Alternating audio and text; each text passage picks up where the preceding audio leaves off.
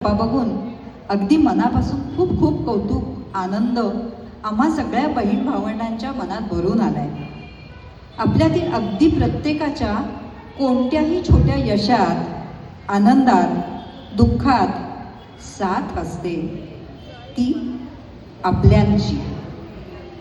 आतापर्यंत मोठा कारखाना कंपनी खूप वरच्या पोस्टवर विराजमान असलेल्या व्यक्ती बघताना त्या व्यक्ती कोणीतरी परक्या व्यक्तीच दिसायच्या. पण आत्ता मात्र एवढी मोठी कंपनी जेव्हा आमच्या भावाची आहे हे सांगताना आम्हा प्रत्येकालाच खूप खूप अभिमान वाटतो. आपल्या घरातील तेही आपला सगळ्यात छोटा भाऊ कर्तृत्वाने इतका मोठा होतो तेव्हा ते समाधान, अभिमान, आनंद किती मोठा असतो याचा अंदाज कदाचित तुला येणार नाही. तुझ्या यशाच्या प्रत्येक टप्प्यावर सोनालीने तुला प्रेमाने साथ दिली. अजूनही यापुढेही खूप यशाचे असेच टप्पे तू पार करशील याची आम्हाला खात्री आहे. आज कुंदामावशी व काका तुझे हे वैभव, प्रगती पाहायला जरी नसले तरी जिथे असतील तिथे नक्कीच कृतार्थ झाले असतील. कामाचा डोलारा सांभाळताना आरोग्याकडे विशेष लक्ष दे. पुढच्या प्रगतीच्या टप्प्यावर घोडदौड करण्यासाठी आम्हा सर्वांच्या खूप खूप शुभेच्छा. तुझी क्षमाताई. आता आजच्या कार्यक्रमाची आयडिया ज्यांच्या सुपीक डोक्यातनं बाहेर आली ती आमची सून अंजली. हिचं मी वाचून दाखवते. माझी मोहन सोबत पहिली भेट झाली ती त्यांच्या सदाशिव पेठेतील घरात. वयाने लहान असूनही नात्याने तो माझा सासरा लागतो. पण सासऱ्याला नावाने हाक मारू शकू हा एक अपवादात्मक अनुभवच म्हणावा लागेल. मोहनबद्दल काही बोलायचे तर त्याच्या आयुष्यात 3 देविया, वेगळ्या अर्थाने 3 देविया. प्रामुख्याने आई, मोहनसोबत अतिशय छान बॉन्ड असलेली बहीण रोहिणी आणि त्याची सहधर्मचारिणी सोनाली या तिघींचाही वाटा उल्लेखनीय आहे.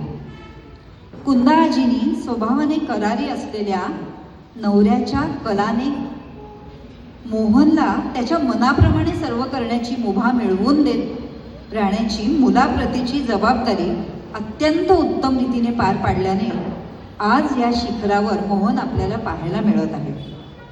दादाच्या सोबत कायम असणारी त्याची लाडकी बहीण रोहिणी हिनेही कायम त्याला प्रोत्साहन दिले.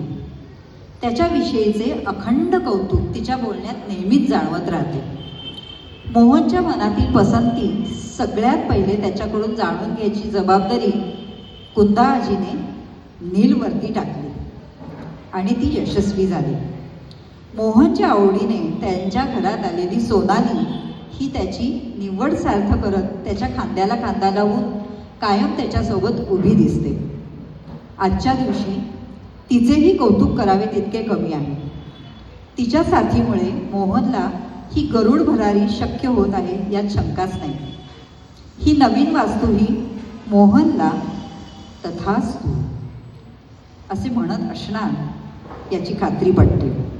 मोहनची अशीच उत्तरोत्तर प्रगती होत राहो अशा भरभरून शुभेच्छा देते अंजली नील चिटणीस. आता आमच्या नेहाबाई, नेहा राजे आमची सून, पण इथल्या स्प्रिंगमधली छान छान काम करणारी एक मुलगी. त्यामुळे त्या नात्याने मोहन मामा तिला कसा वाटतो हे तिने तिच्या शब्दात सांगितले. ऐका बरं का. शांत असा मामा सगळ्यांना माहीत असेल, पण आम्ही पाहिलाय मस्त गप्पा मारणारा मामा स्प्रिंगमध्ये. स्ट्रिक्ट असा मामा सगळ्यांना माहीत असेल, पण आम्ही पाहिलाय जंटल असाही मामा स्प्रिंगमध्ये. IT कंपनी उभारणारा मामा सगळ्यांना माहीत असेल, पण आम्ही पाहिलाय कंपनीच्या माध्यमातून पण समाजसेवा करणारा मामा स्प्रिंगमध्ये. कामाप्रती एकनिष्ठ मामा सगळ्यांना माहीत असेल, पण आम्ही पाहिलाय तो कामासोबत खेळ आणि इतर सांस्कृतिक उपक्रमांना प्रोत्साहन देणारा मामा स्प्रिंगमध्येच.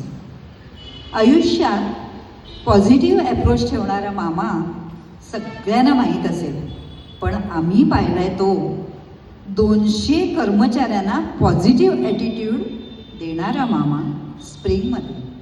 नेहा राजे.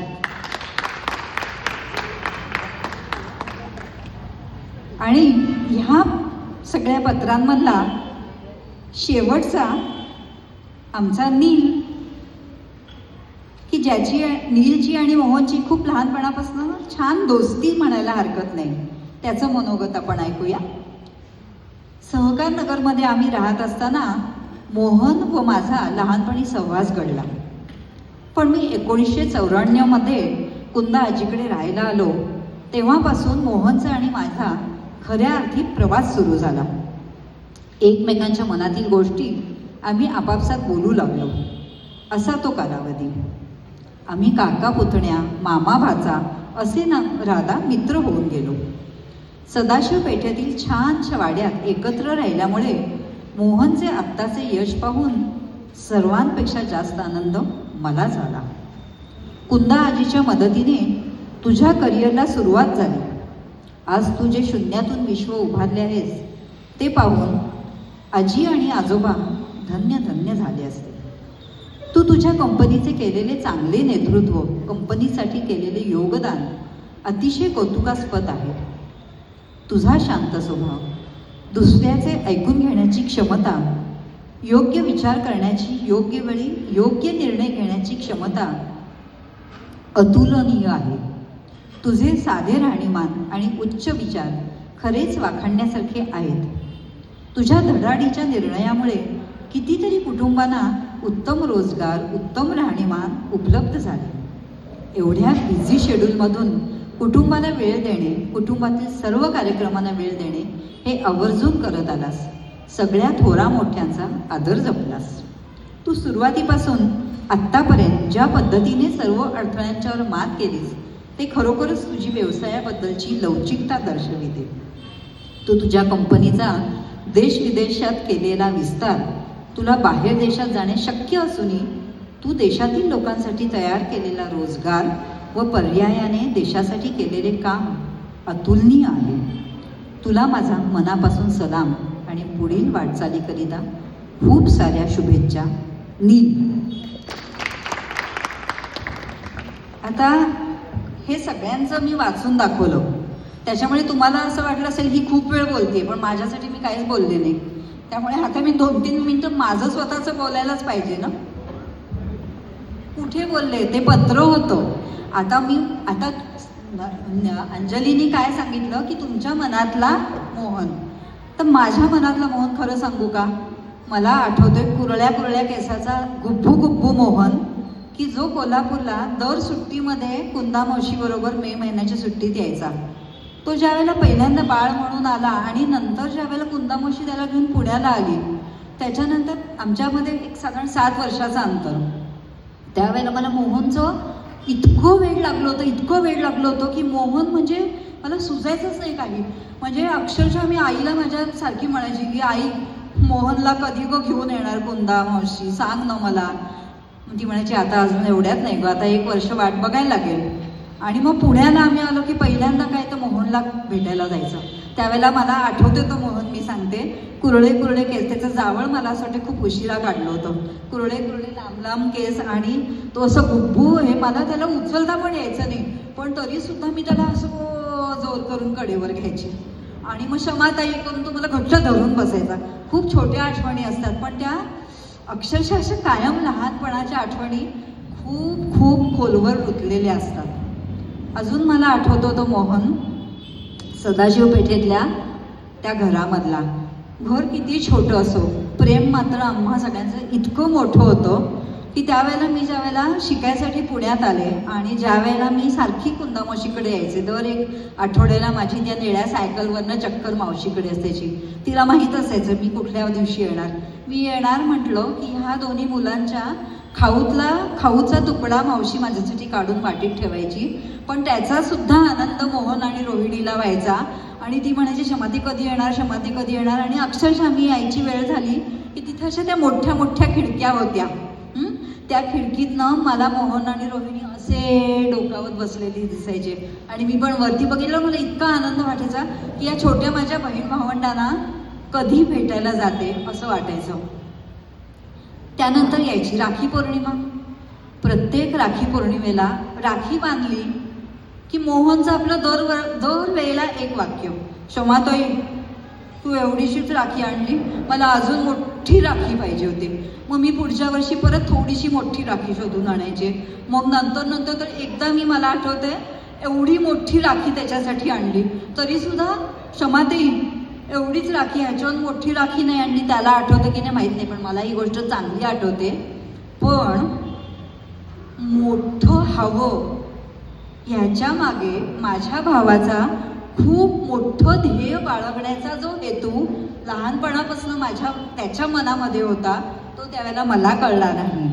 पण त्यावरनं मी नक्की सांगते की कुणाच्याही मुलांनी, छोट्या म्हणजे इथल्या आयांना मी विशेषतः सांगते की आपल्या मुलांनी जर काहीतरी मोठी गोष्ट मागितली तर त्यांना त्याहून मोठी गोष्ट द्या, कारण त्यामध्ये लपलेला असतो मोहनसारख्या ह्या उंच उंच पायऱ्या गाठणारा, एक जिद्दी उंची गाठणारा असा मोहन. तो माझ्या आज मनामध्ये आहे. लहानपणी मोहन इकडे पुण्याला आला की पूर्वी तुम्हाला सगळ्यांना माहिती आहे की सारखी आपण रेडिओवर गाणी ऐकायचो. त्यावेळेला एक गाणं नेहमी बऱ्याचदा लागायचं, रिम झिम पाऊस धारा, यमुनेला पूर आला आणि बाई गेला मोहन कुणीकडे. तर त्यावेळेला ते गाणं बाकी मला काही कळत नव्हतं, पण गेला मोहन कुणीकडे, माझा मोहन पुण्याला गेला, माझा मोहन पुण्याला गेला, एवढं एकच माझ्या त्यावेळेला लक्षात यायचं. पण त्यावेळेला जरी तो मोहन कुठे नक्की गेला हे माहीत नव्हतं, पण तो इतक्या छान वाट्यावरनं चालत चालत गेला. आणि आज त्याने हा सगळा रम्य यमुनेचा काठ, त्याच्यातली ही प्रगती, एवढं मोठं हे वैभव उभं केलंय, हे त्याच्यासाठी अभिमानास्पद आहे. त्याच्या कैक पटीत अभिमानास्पद आणि खूप कौतुकाने भरलेलं असा आजचा क्षण आम्हा सगळ्या बहीण भावंडांचा आहे. याच्यानंतर रोहिणी, त्याची छोटी बहीण, ही तिचं मनोगत सांगणार आहे. पण त्याच्या आधी आम्हा सगळ्या बहिणींच्या तर्फे एक कौतुकाची छोटीशी पावती, एक प्रेमाचं छोटंसं प्रतीक आमच्या सगळ्या बहिणींच्या तर्फे. अलकाताई, निलूताई, कोण येते? अलकाताई ये पुढे तू. म्हणजे आमच्या या सगळ्या बहिणी नंतर आम्ही एकत्र फोटो काढणार आहे, पण तोपर्यंत सगळ्यांच्या तर्फे अलकाताई तू इथं ये. आणि अलकाताईकडनं हे छोटंसं प्रेमाचं प्रतीक आम्ही मोहनला देतोय. आणि त्यानंतर मग रोहिणी तिच्या मनातलं मनोगत इथे सादर करणार आहे.